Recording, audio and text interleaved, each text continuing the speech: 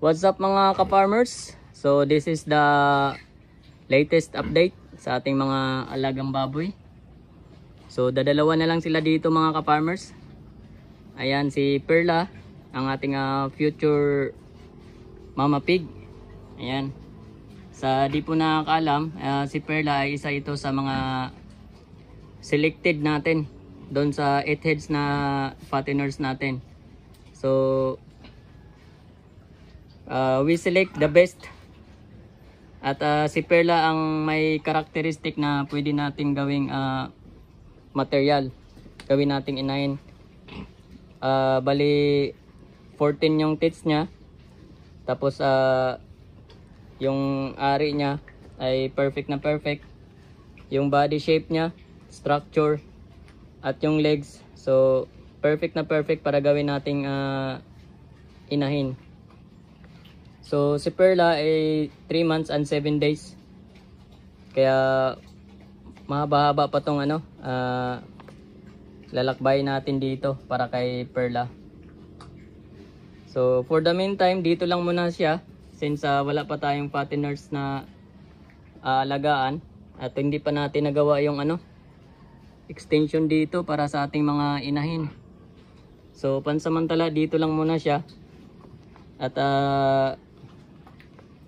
papahinga muna tayo sa pag-aalaga ng fattening. Gawa ng napakamahal ng biik.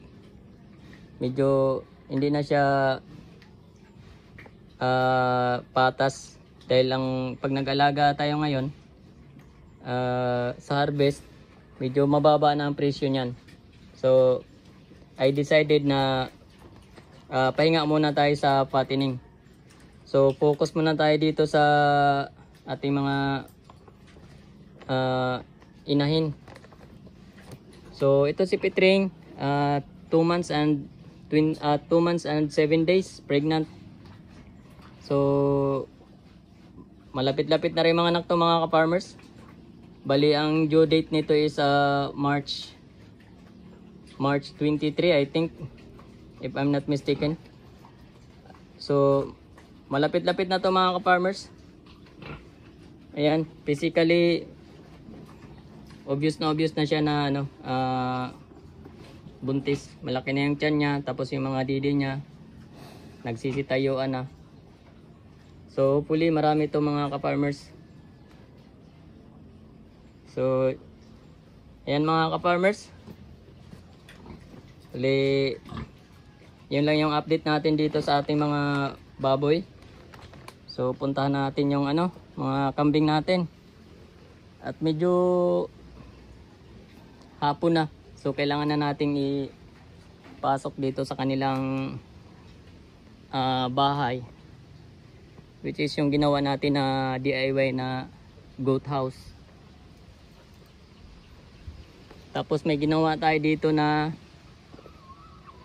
DIY na cage para sa ating mga manok mga ka-farmers. So kung maalala natin yung mga may papisa tayo na mga sisiw na 10 piraso na winalay natin kaagad. Pagka pisa, winalay natin kaagad sa inahin. Tapos ginawa natin ng DIY na brooder, which is yung yari sa karton. Ayan.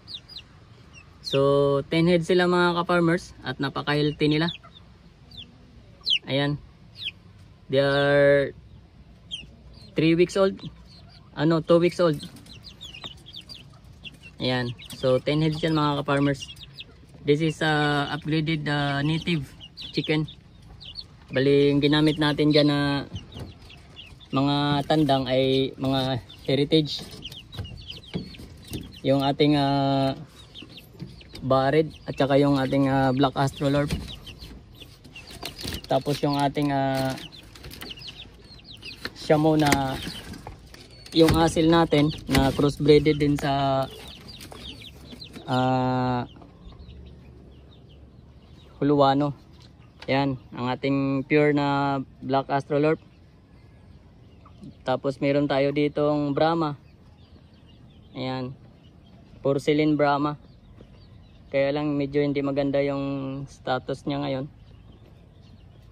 I think kailangan to ng purgahin. Tsaka nagmumulting siya. Ayan, ito yung mga Brahma barid natin na upgraded na to, hindi na to pure barid. Bali na upgrade na yan sa Huluwano.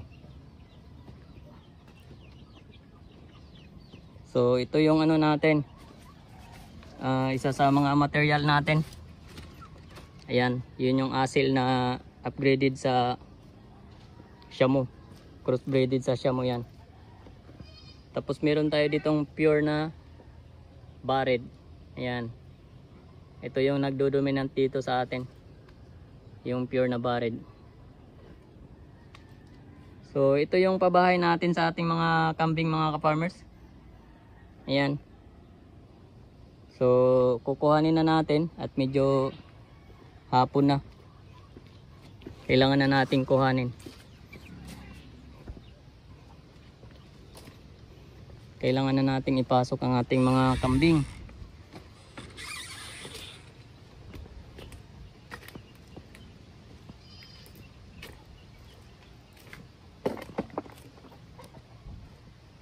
I think yung mga anak niya ay nagagala.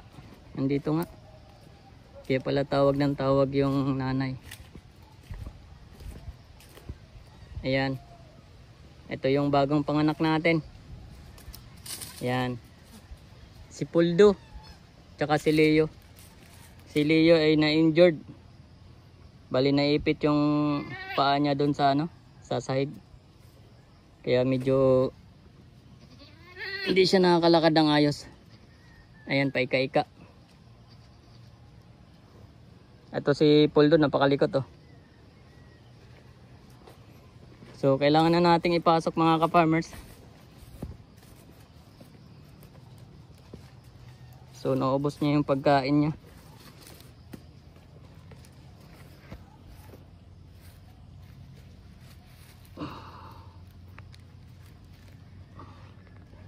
So ipasok muna natin, mga ka-farmers. At medyo hapon na.